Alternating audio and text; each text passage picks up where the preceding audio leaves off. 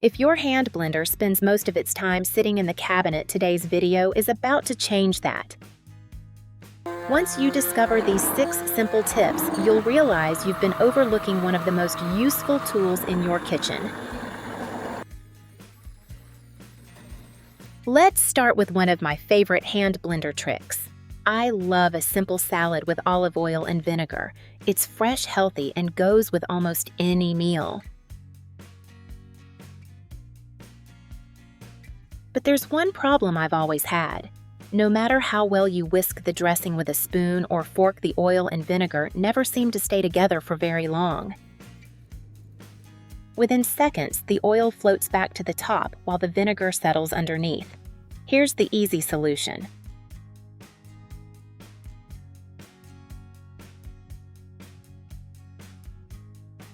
Place your hand blender into the mixture. Blend for just a few seconds. That's all it takes. Watch what happens.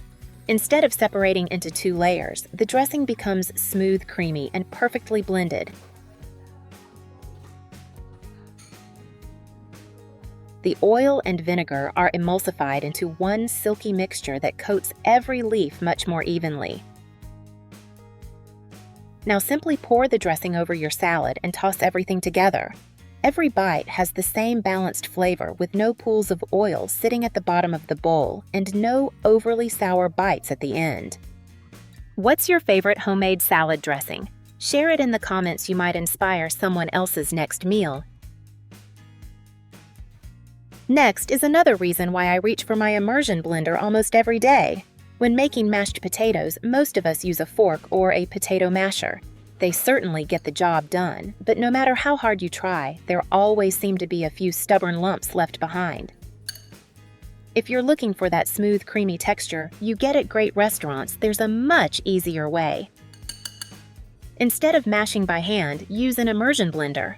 Blend in short bursts, moving the blender slowly around the bowl. With each pass, the potatoes become smoother and creamier.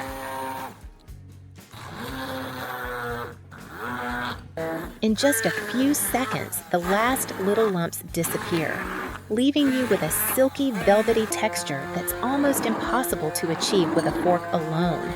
This is exactly the consistency I'm looking for.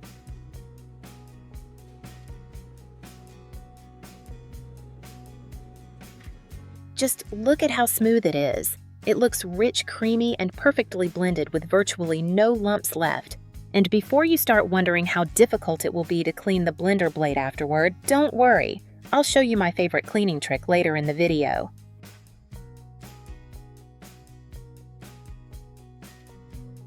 Now it's time to enjoy the potatoes. Add a little salt and some freshly ground black pepper, then stir everything together until the seasoning is evenly mixed. Now you have a wonderfully smooth batch of mashed potatoes ready to enjoy on its own as a creamy potato soup or as the perfect side dish for your favorite meal.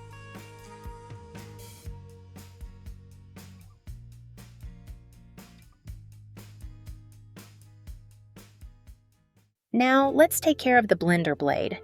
After blending potatoes, the blade is usually covered with a thick layer of mashed potatoes. At first glance, it looks like one of those jobs that's going to take several minutes of scrubbing. In fact, this is one of the easiest ways I've found to clean a hand blender. All you need is a large cup or a tall measuring jug. Fill it a little over halfway with clean, warm water. Now place the blender head into the water, making sure the blades are fully submerged. Turn the blender on using the lowest speed. Let it run for just a few seconds. That moving water quickly loosens the potato stuck inside, flushing it out without you having to touch the sharp blades. That's all the mashed potato washing away. Lift the blender out for a moment and take a look. Most of the potato has already disappeared, and the blade looks much cleaner than it did just seconds ago. If you'd like it to be absolutely spotless, simply pour out the dirty water. Refill the cup with fresh, clean water and repeat the process one more time.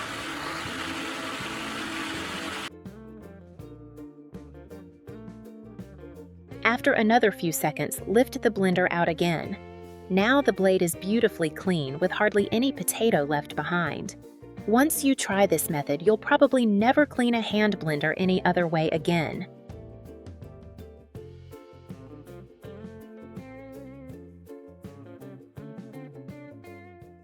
Every time I make pancakes, there's one step I never look forward to: mixing the batter. No matter how carefully I stir with a whisk, there always seem to be a few little lumps hiding in the bowl. If I keep whisking to get rid of them, it takes longer than I'd like. If I stop too soon, those lumps can still end up in the batter. Fortunately, there's a much easier solution. Simply use your hand blender instead of a whisk. Blend for just a few seconds. The sharp blades quickly break apart even the tiny pockets of dry flour that are difficult to reach by hand. As you move the blender slowly through the bowl, the batter becomes smooth, silky, and evenly mixed from top to bottom.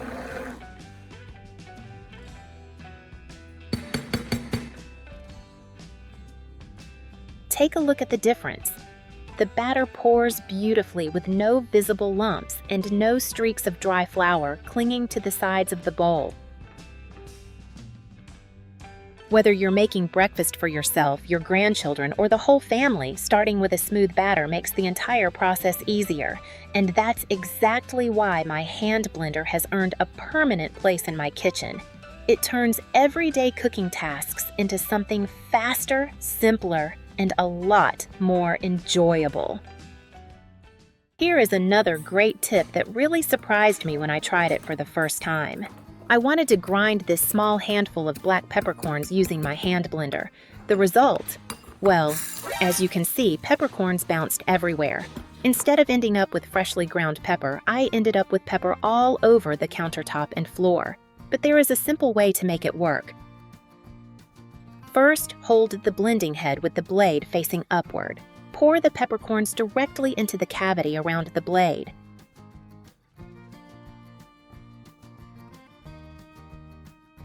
Next, take a sheet of plastic wrap and carefully wrap it around the blending head.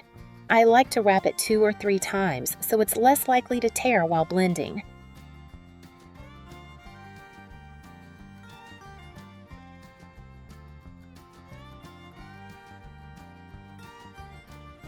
Once everything is securely wrapped, turn the blender over and pulse it a few times. The blades quickly crush the peppercorns while the plastic wrap keeps every little piece contained. Blend until the pepper reaches the texture you prefer. Now take a look. Everything stays neatly inside the plastic wrap instead of making a mess on your countertop. Carefully unwrap the plastic and pour the freshly ground pepper into a small bowl or spice jar. The pepper is evenly ground, wonderfully aromatic, and ready to season your favorite dishes. And what about tomato sauce? No matter how long you let it simmer, you'll almost always end up with a few large chunks of tomato left behind. Some people like that, but if you're looking for a smoother, richer sauce, there's a much easier solution.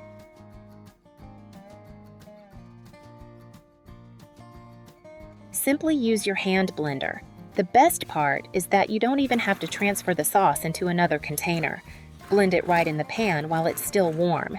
Move the blender slowly around the pan, pulsing until the sauce reaches the consistency you like best. That's what I love most about using a hand blender. You have complete control. Personally, I don't blend my sauce until it's perfectly smooth. I like leaving a few tiny pieces of tomato because they give the sauce a more homemade texture and a little extra bite. But if you prefer a silky restaurant-style tomato sauce, just blend for a few seconds longer. The choice is completely yours.